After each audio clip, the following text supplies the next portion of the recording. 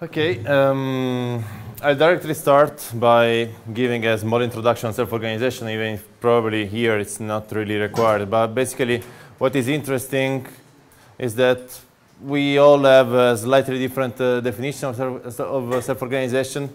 Then instead of giving my definition, I want to show self-organization in action. And this is one classical experiment in which you have a group of metronomes that self-organize, that synchronize, and they can do this by just exploiting local interaction in between the the metronomes.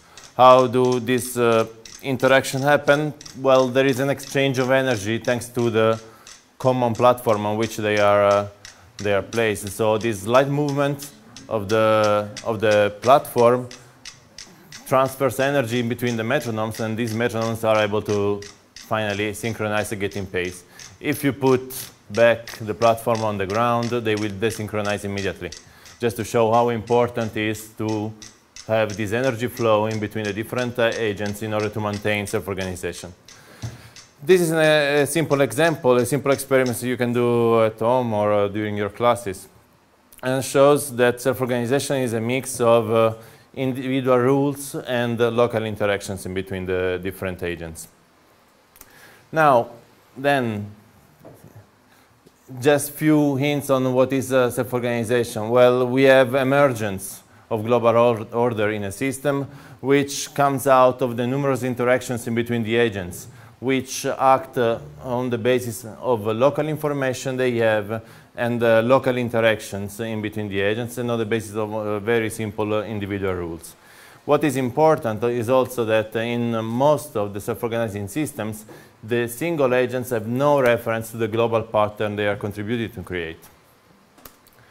Now, all these self-organizing systems have interesting properties like robustness, flexibility, adaptivity, scalability. All these components are, all these properties are really interesting from an engineering perspective, because we would like that our distributed system present all these features. But we all know that it's difficult to engineer self-organizing systems because it is difficult to manage complex interacting entities, where the complexity is not in the behavior of the single entity, but in the number of the interactions that we have to manage, and in the unpredictability of these interactions. How to do then? What we can do? Well, we can look in what nature as engineering during a lot of years of natural evolution, and we can take inspiration from nature by exploiting what I call the swarm intelligence approach. Swarm intelligence is a field of research in which we try to exploit the knowledge about natural occurring self-organizing systems in order to engineer complex artificial systems. One typical example is the path formation in ants. You all know that ants form these lines, and this is a self-organizing process that is mediated by the position of pheromones when ants go back to the nest. With a very well-known experiment, Jean-Louis de Neubourg showed that ants can collectively choose the shortest path in between a source and the nest. Basically, they connected the nest and the food of a colony of ants to a food source by a double bridge with a different length of the two arms of the bridge, and they let the system self-organize. And they discovered that ants were systematically choosing the shortest path. When the length of the two arms is the same, well, there is still a collective choice going on if the traffic of ants is not too high. That is, ants will converge either on one or the other solution, just because they will exploit the interaction through the pheromone laying rules. They have analyzed the rules that each single ant follow, and they have developed a very elegant mathematical model. This mathematical model was then exploited by an engineer to develop optimization algorithm. The most famous optimization algorithm is the ant colony optimization that has been used in many different cases. For instance, the traditional example is the solution of NPR problems that can be described as the traveling salesman problem. Now, what can we do in robotics then? When we deal with groups of robots, also in this case, we may want to obtain self-organizing behaviors because it's better to have a distributed algorithm for these robots that can self-organize, that can achieve cooperation by means of local interacting rules. And this is the topic of swarm robotics research. Basically, providing self-organizing behavior to a group of robots means understanding how to develop a distributed control for them and understanding on how to obtain a global level pattern by interaction of very simple entities. However, the problem is how do we design the control system of the very single robot in order to obtain a certain desired behavior at the system level? There are many different approaches. The classical approach is the divide and conquer approach, for which we have a desired group behavior, desired self-organizing system. Then we proceed with a double decomposition of this self-organizing system. We first describe it as a set of individual behaviors and interaction in between the different agents, but then we have to encode each individual behavior into the very the low-level control rules that are executed by each robot. This double-step decomposition is quite complex because it is made on arbitrary assumptions, and it is not easy to predict what is the outcome of the interaction in between the different robots. Because in self-organizing system, there are nonlinear relationships in between the individual level rules and the group behavior. And the very simple, very few differences at the level of the individual behavior can make a big difference at the level of the global system. So what we can do by exploiting the swarm intelligence approach is to exploit the knowledge about how to obtain certain patterns, certain self-organizing patterns by means of mathematical models of known systems, and try to encode these rules into the robotic system. We therefore proceed into a classical engineering design cycle, which is made mainly by three phases. A design phase in which we try to identify the individual behaviors and the relevant inter-individual interactions. And here we can exploit more or less formal approach to define how the system should behave. Then we switch to the development phase in which we try to encode really the controller of our robots. And then we perform an analysis phase in which we verify or we validate the properties of the system. We check if the system is actually robust against failures, if it is scalable, if it is adaptive to various environmental conditions, and so forth. If some of these properties are not verified, then we go back to our design phase and we iterate this process many times. This is an example of a behavior that we developed for a group of robots.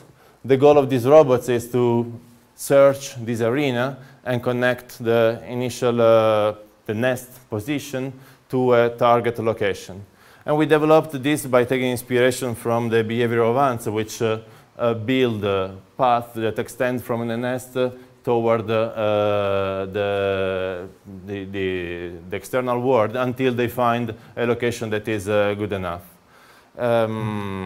When a path is formed, this path stabilizes, and then there are three robots that can go out, search for the objects, self-assemble to this object, and then cooperatively transport. So in some way, we looked at the behavior of ants and we defined some rules that could be applied to our swarms of robots. And then, yes, they take a while in transporting the object until they reach the nest. Why are they moving so sort of weird while they are quite good in standing at one? Well, which? everyone is like, Wait a second. you want to give a more practical experience of how ants move or something? No, but these are, they just adapt continuously to their position, so that's why they a little bit oscillate. And this video is, I think, 4 to 6 times faster than reality. That's why you see this movement. Now, as I said, the details matter. There are really strong nonlinear indirect relationships between the individual rules and the group behavior. And for this reason, this double decomposition approach is quite complex, and we need a lot of iterations in order to obtain a good behavior. To obtain the behavior that I showed you, well, that was a PhD of 2 students working for 1.5 years in order to develop a real behavior that could really work with the real robots. A possible alternative, then we need some alternatives to this classical divide and conquer design approach. And the alternative that I study in my research is in the application of artificial evolution to the engineering of self-organizing behavior. Now, artificial evolution, as you all know, it has been described this morning, is an automatic design process that is based on the natural evolution metaphor. We have a lot of possible solutions to the problem that evolve in time by small modifications of each solution until some good solution is found. I think that artificial evolution is particularly suited for the self-organizing behaviors because in this case, you don't need any decomposition of your system. You really work in a bottom-up direction by defining the individual rules that move the single robots and by evaluating the system for the ability of the system to produce the desired self-organizing behavior. How do you evaluate this? By defining a fitness function that describes at the level of the group what you want to obtain. So evolution works at the level of the individual rules, but the system is evaluated at the global level. And in this way, you can exploit also the fine-grained interactions in between the different components of your system in order to provide these global, these group-level properties. This is an example for a similar task we evolved in simulation. You may see that there are 2 target areas, and the goal of the robots is to move back and forth in between them. So in a way, they have to find the nest and the target location. They have to move as if they were carrying some food from one location to the other one. Well, these robots have only local interactions. They can communicate by lighting up in red or in blue in the front or in the back direction. And they can react to these simple light signals. What happens is that they move a bit chaotically, but then in time they self-organize and they build this nice chain of looping robots that has also some nice global level properties. As you could see, it first was set up in a very strange shape, but then the shape is optimized in order to cover the smallest path in between the 2 target areas. This is a complex behavior that is very difficult to obtain by a normal divide and conquer approach. So evolution somehow was able to discover simple rules that can be exploited by the group of robots in order to solve a complex problem. Now, the point is, well, then why not giving everything to evolution and waiting that something nice comes up? Well, it's not that easy. To set up an evolutionary experiment, well, you need a lot of knowledge. And also, for evolutionary design, you can imagine these three phases: a design phase, a development phase, and then analysis phases. And normally, practitioners in evolutionary robotics, they iterate a lot into these phases. Now, the point is that there is no real knowledge of what are the effects of the choices that are done on the design phase on the results that you will obtain. Therefore, it is necessary to engineer also this kind of evolutionary design loop in order to provide guidelines to people to set up properly the design of the evolutionary experiment. And there are actually three or four important choices that must be made at the design phase. We have to define the genotype to phenotype mapping. That is, we have to define the link in between the string of numbers that is managed by the evolutionary algorithm and the actual robotic solution, or the solution of your self-organizing system, basically. You have to define the interface in between the robots and the environment. So this means how the robot will perceive the outside environment. And this means also how the robots will communicate, will interact with the other robots. If you are looking for self-organization, you need communication in between the robots, and choosing a good communication protocol is really important. Then, of course, if you want to apply evolution, you have to define the selective pressures that will lead to the progressive development of your solution. These selective pressures can be explicit by means of fitness functions, but they can also be implicit by means of the way in which you set up the environment, the ecology in which the behavior is evolved. Then there is the development phase, which is just click the button and wait for the evolution to finish. And finally, there is the analysis phase, in which we actually verify and validate the properties of the system. But in this case, given that we use evolution, well, we have also to discover what are actually the mechanisms that have been evolved. And if we don't do that, we will not get information on how to change the choices we made at the very beginning in order to obtain better solutions. So in a conventional sense, you usually use analysis first and then make the design and then do the development. So here I see you do the analysis in the end. Is it somehow the terminology is intershaped? Maybe. Maybe it's a matter of terminology, because I know that in most of the cases, analysis of the problem is done, it's considered what I call design phase. So maybe it's just a matter of terminology. When I talk about analysis, is the verification that the system you built is exactly what you meant, from on the one hand, that the system you built has the properties that you want, that you expect. And in this case, it's also the identification of the mechanisms, because if you evolve a neural network for that encodes the behavior of a robot, then this is a black box that you have to open somehow in order to discover what has been evolved. It's anyway called verify and validate. In the standard design process of like some software process or something, usually validation is towards the end, and then analysis is in the beginning. Here you call it analysis, but anyway you say validate the properties. So I would say it's that's why I'm not sure that more or less what is done is consistent. Terminologies are Then, to summarize this introduction, we want to obtain self-organization in our artificial system. It can be a robotic system, but also something else.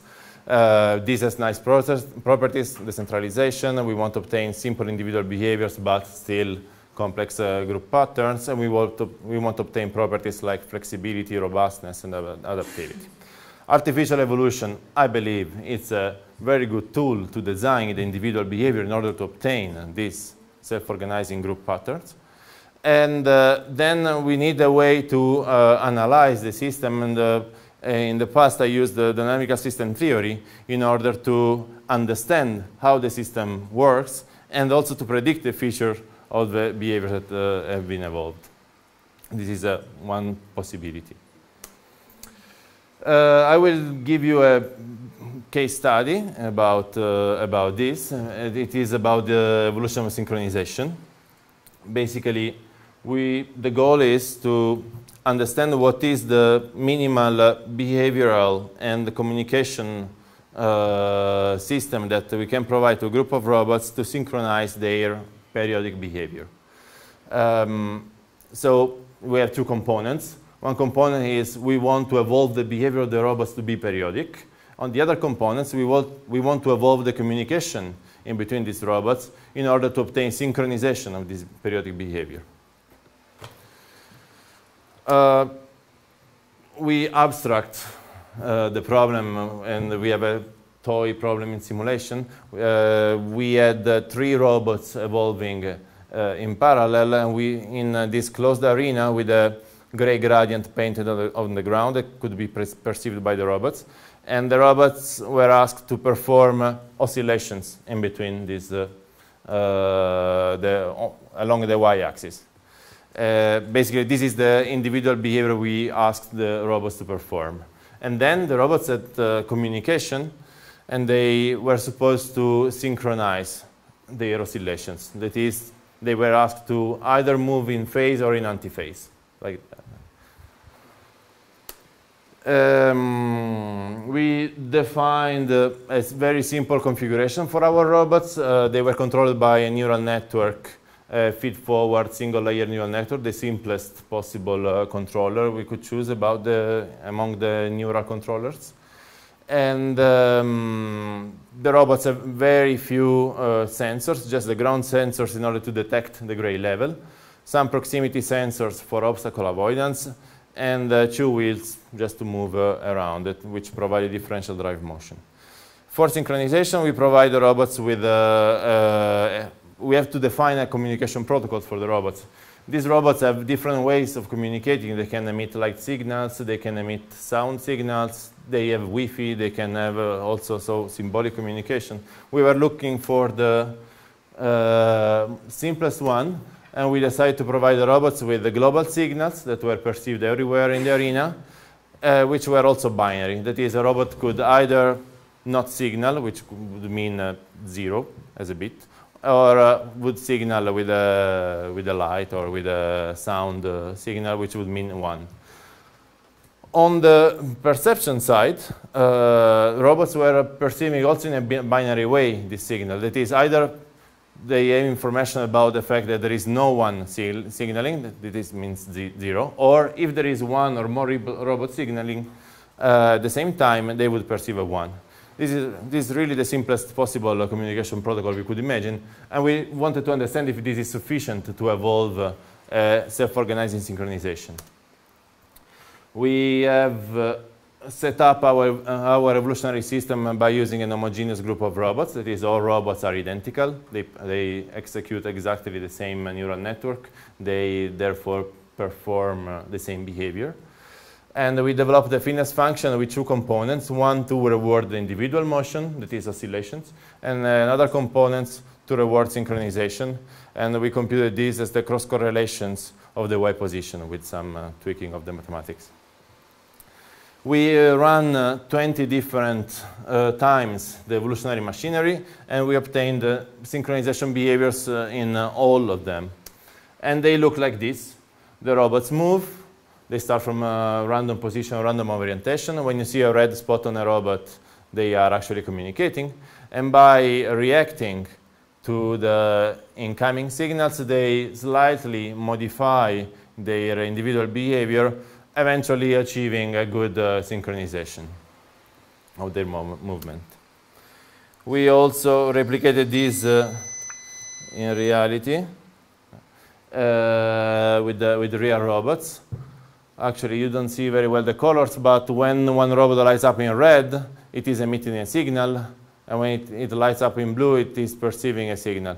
And after a few oscillations, group of 2 and 3 robots we tested, they could quite well synchronize with some problems of noise, in this case due to a bad simulation of the ground sensors. What was the observation? So more there would be more efficiency that you would have achieved, or do you have any observation that if you increase the number of robots, you will have the efficiency? Well, in simulations everything goes fine. And we made a scalability analysis that I'm going to present. With real robots, the inter-robot, the differences in between the single robots were creating an additional level of noise that was not considered in the simulation, and that created disturbances in the synchronization process. Okay. But given that this was just a proof of concept to show that actually the network that is evolved can work on the real robots as well, not only in simulation. So it's not a behavior that is somehow fake. It works also in reality somehow. And we proved it with up to 3 robots. Then we pass to the analysis of our behavior because, okay, we are looking for self-organization, so we want our system to be robust also with the increasing number of robots. So we perform a scalability analysis. This is not the slide. We perform a scalability analysis by testing the behavior with a large number of robots from 3 to 96. And we study all the controllers that were evolved in the 20 different evolutionary runs. So in this picture, you can see that there are some blocks that represent the performance of the 20 possible controllers that we obtained. And the performance of the box varies from 3 to 96 robots. The darker one is the 96 robot, the lighter one is 3 in this case. And basically what we observed is that the behavior is quite bad. We were really unsatisfied by this behavior. The performance is quite good until the group is of 6 robots more or less, but then it drops drastically. This for all the replications. We were a little bit surprised. Also because we tested the behavior in conditions that were really fair. We ensured a constant density of robots, and so we expected actually that the robots could synchronize easily. But that was not the case. We looked at the behavior and we observed that basically there were some issues. Some were predicted, some were not. The predicted issues was that we needed some longer transitory phase to achieve synchronization. We increased the size of the group. Of course, we need some more time to obtain synchronization. What was not predicted is that there were strong physical interferences in between robots. That is, when robots get close one to the other, they perform an avoidance action.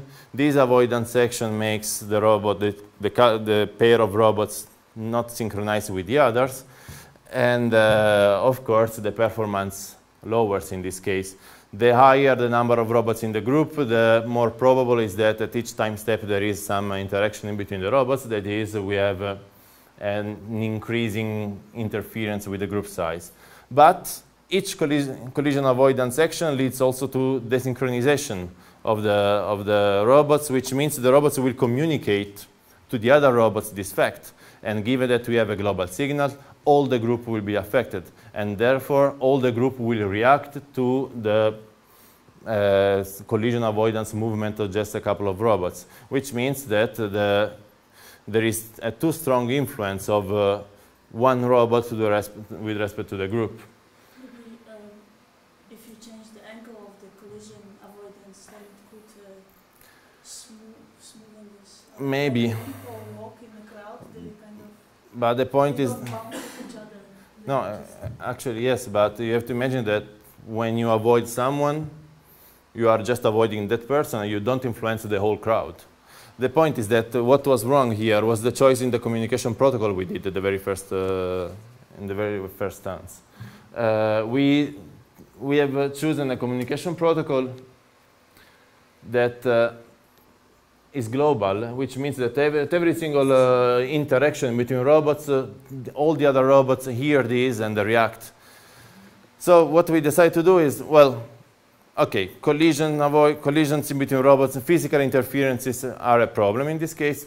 Let's see what happens if we remove physical interference and we test the behavior of these robots. It's like every robot is on a different plane and they are trying to synchronize. So we are just testing the synchronization mechanism in this case. We rerun all the tests, and we actually start to see that something is going better now. There are some cases in which the evolved controller have a linear decrease in performance. You can see controller number 8, number 10, and number 12. There are many examples. And this is good because you have to think that the group size increases exponentially, which means that the system is somehow super efficient. But, and I want to show you one example. These are 100 robots that react to the signal of the group, and they can immediately synchronize. So, okay, this behavior exists, but there exists also another strange behavior. What happens here? The performance drops drastically, and above all, what is strange is that it achieves a level that is very low, but also constant. This means that there's something wrong going on in this case, and what we observed is that basically, besides the physical interference, there is also communication interference in between the robots. The robots are signaling the signals of the robots are binary, which means that there may be different robots signaling at different times, and these signals may overlap over time and would be perceived by a single signal, like in this case. There is always one robot signaling, so basically from the perceptual point of view, what is heard by the robots is a continuous tone emitted by one or the other robots. A continuous tone does not bring any information that can be exploited for synchronization. The robots, the group, gets stuck into this incoherent state. This is, again, another problem given by the communication protocol, because the communication protocol is binary. So, by means of this analysis, we understood that the communication protocol we selected a very strong impact on the system scalability, for the reason that I presented right now. And that basically the problem is that the protocol lacks of locality because the signal is global, and lacks of additivity because the signal is binary. So we decided to re-engineer our experimental setup by changing one of these two. We chose, because it was simpler, to change the additivity, to provide additivity to our system. And we implemented a communication system that now is not binary anymore. That is, every robot can emit a signal in between 0 and 1, and we can do this in many different ways, with the sound, with lights, and so on. And then, on the perceptual side, the robots just make an average of all the signal that they receive from all the other robots. So the communication protocol is changed by providing additivity, which means that the signal sent by one robot has not a strong impact on the whole system, but it somehow modulates the information by telling the other robots, well, how many robots are not synchronous at the same time. But then the robots would have to have information about the whole system, how many robots there are around. You can do this without having this information. You can saturate the number of robots, the number of the level of the signal with the sigmoid, for instance, and it works. So, if you can send information also during the time between those extreme values, the information can overlap, right? So, what about the positions of the information? I didn't get the question. So if you were saying, if you just send a signal, if you're on the top positions, then any information that you receive is going to be an extreme value. But if you have like 90 elements and everyone is sending, because also in the meantime, then you might have correlations of the information and then you don't have information at all because it's lost. How do you deal with this? I let evolution do it for me. And I rerun the goal is that, yeah, you may be right, I have to understand better your point, but basically the point here was, okay, let's provide this property to the communication system, let's see what are the strategies that evolution can develop. And